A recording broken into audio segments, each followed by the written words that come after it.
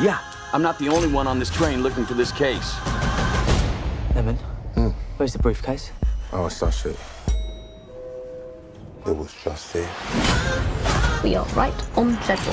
Everything that's ever happened to you This is gonna sting, bitch! has led you here. Fate. That's a shit deal. I've got my most important question first. What life lessons do you feel you've taken from Thomas the Tank Engine? That's a great question. What life lesson do I feel that I've taken from Thomas the Tank Engine? I think Lemon's right. I think Thomas is a great way to describe how to read people. And actually, in my life, I have used the word, nah, they're a diesel, so many times since making this movie. Shoot first, ask questions later. That's Thomas, right? That came right out of Thomas's mouth. Right, yeah. Thomas, that's a lesson. I don't Yeah. know. You know, do unto others as you would have them. That's the Bible. Yeah. Wait. Keep moving forward. Stay on a schedule because the next station you've got to arrive. And eat, pray, love. Solid advice. Even though, obviously, Lemon and Tangerine, I wouldn't necessarily want to hang out in the pub with them. Like, you do sort of... Really? Yeah, I mean, I'd be worried if I said the wrong thing, ordered the wrong drink, you know, I that kind of am thing. offended, man. You You, might get- wouldn't want to hang out with us at the pub at all. Come As on, long as it I was would be sure a there great was no night weapons, out. it You would never be. know. It would be You unforgettable. might not make it home. Exactly. But, yeah. But I was going to continue that I still felt for you guys and your connection in the film. You get little hints of your backstory. Yeah. But did you work together before doing filming on like where they've been, how they grew up, jobs they've done, that kind It of was stuff? very collaborative, I think. Like, Absolutely. I think David Leitch was very much open to what we brought to the table about what we thought were the stories of Lemon and Tangerine. As a matter of fact, like, that was added because of what we were doing when we were filming. We wanted to make sure that these brothers were cared about. We wanted the audience to, like, not just see us being henchmen and being crazy, but we wanted them to be like, oh, they have hearts. You know what I mean? Like, we wanted to... Well, they have wanted them to empathy care. for one another. They Yeah. care for one another. They Yeah. want to be protective of one another. But yeah, they're called the twins, and we really wanted to lean into that and that brotherhood and like know that it came from a past, you know. So yeah, all the backstory stuff really helps. It was kind of fun. Yeah.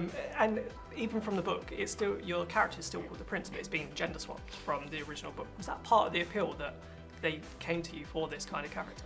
I mean, it was actually, it was funny because I'm like, oh, my last name's King and I'm playing the prince. And then I wound up playing the princess. I was like, whoa, what's happening? But I like, first of all, I loved my character, like everything, how she was written, how like villainous she was. But then also that like her name is so strong and powerful. And like you said, they gender swapped me, but they kept her name as the prince.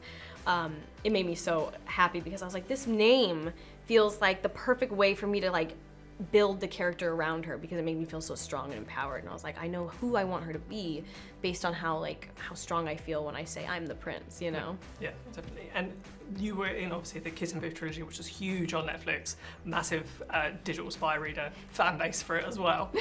But now you're starting to do these kind of roles. I know obviously you've spoken highly about Kiss and Booth and what it's done for your career, but is part of this also like just trying to push yourself out and make sure that people don't just know you as the Kiss and Booths? Joking. You know, for me, I never was concerned about people just knowing me as that because, like, not to sound, I don't want to sound arrogant, but I'm pretty like confident and secure in like what I think my abilities are. Like, I know I am able to play different kinds of people, and I didn't think I'd get stuck in it because you know, I made that choice to go back to 2 and 3. Yeah. I did number 1, then I did the act, and then I made the choice to come back. So like, I consciously did that because I love them. Like, I love playing that character. And so I think that I'm kind of entering a new era for myself. I'm the most confident I think I've ever been, and I feel like I'm entering, like I'm in my young 20s, I'm making like decisions that are a little bit bolder now.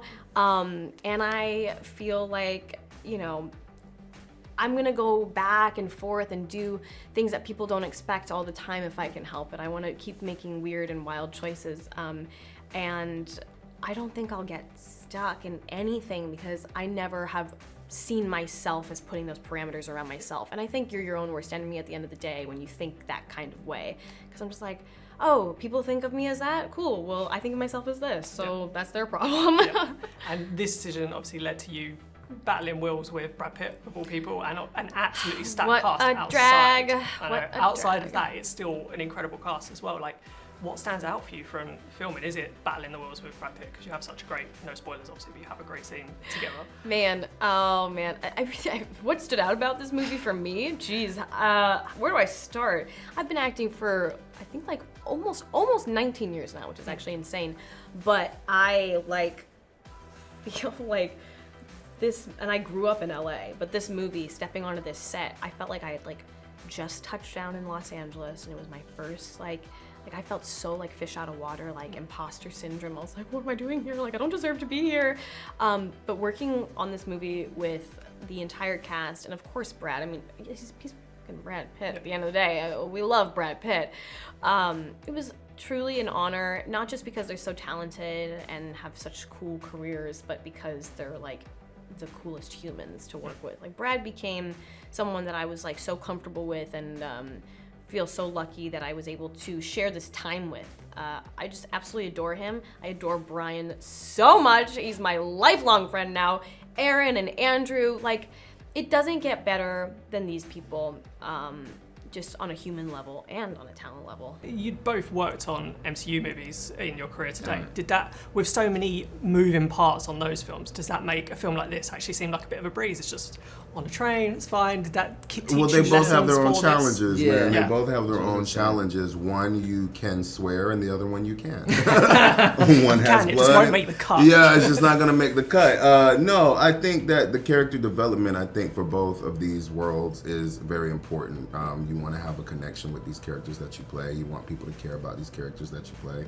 And you just want to honestly have fun, I think. I think that's, you're living in such a fantasy. What we do is such a fantasy, and you just want to make sure it's fun. So true. And this, I was reading in the production notes, obviously it was a stage, but you had the move-in train projection on the side. Did that make it feel a little bit motion sickness? Like when you get on an escalator and it doesn't go up and you're like, oh, this is I weird. will say that we had these projecting screens that had the actual atmosphere of Tokyo going by and Japan going by. And so you'd be standing there and they would just stop sometimes and then go the opposite direction. And you're wait, hold on, wait. So yeah, there were times that we were often thrown off because we were made to feel like we were on a moving train. Yeah, they were incredibly realistic. I remember in between takes just looking out the window as if I was genuinely living again. Oh wow, that landscape of Japan looks beautiful. Where are we now? What bit are we in Japan now? Yeah. And the sun was going down. Yeah. It was coming up. Nice. Yeah, it was beautiful. And they were like, oh, it's not real. It's just projection. It just starts going mad. Yeah.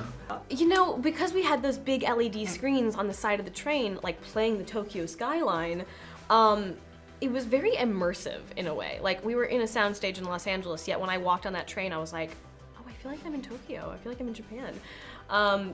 And I never got motion sickness, but what did happen is, that feeling when you're sitting in a parked car and the person next to you starts backing up and you feel like you're going forward all of a sudden, you're like, sometimes I got that feeling. I was like, oh shit. But no, I never got I'm actually okay. I never get really motion sickness. That's my sister. My sister gets such bad motion sickness, poor thing. And pretty much every fight in this scene is contained because obviously you're on a train. Yeah. Did that bring its own challenges, or is that part of the fun actually not being this? I think the latter, it definitely brings the fun.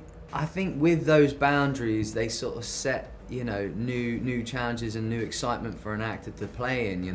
You've already got a contained space, and then you're fighting between tables and chairs, and then David Leitch goes, actually, you and Brad are in the quiet room, quiet cart. So, and that woman's going to get really pissed off with you. So you've got to kill each other but not make any noise. So it just adds layers and layers, and that's what's fun with this thing. I think you're setting the stage and the tone for the audience to see these bombastic characters smash each other around a very small space.